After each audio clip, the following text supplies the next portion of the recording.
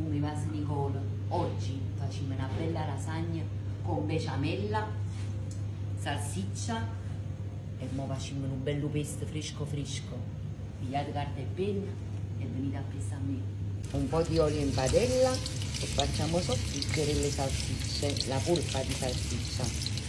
Pesto, prendete una bella manciata di basilico e tanti pinoli, tè a sentimento, olio extravergine di oliva, datevi il frullatore ad immersione e tanto parmigiano.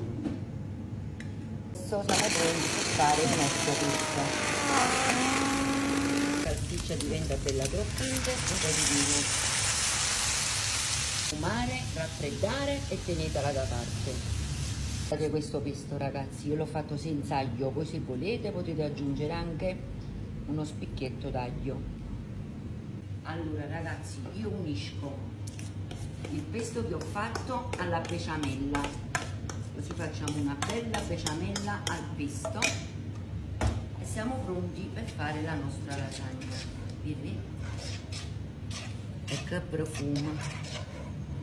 Allora prendete una bella pirofila, stendete un po' di besciamella e pesto, sfoglie di lasagna a crudo, un po' di salsiccia,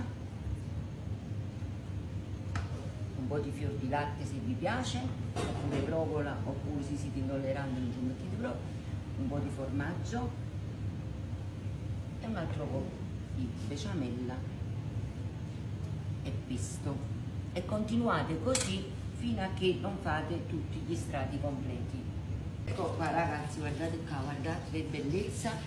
Io adesso lo metto nel forno delle pizze e le metto queste lasagne. Voi usate il forno di casa, quando vedete la bella crosticina sopra è pronta. Adesso metto anche un po' di carta sopra, questa qui. Ecco qua ragazzi, una glassa, 2 latte e la terza la chiudo davanti a voi. Ecco qua.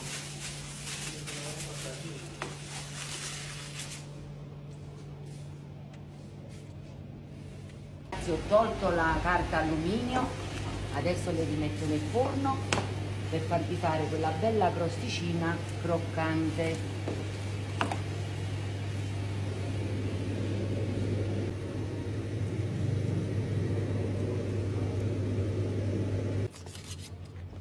Ragazzi, eccoci!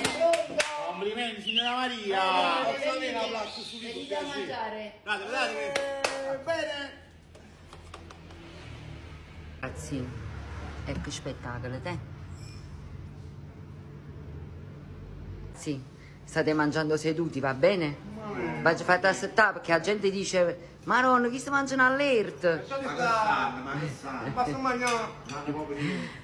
Sì, proprio un trappante, sì. Buon appetito! La salute.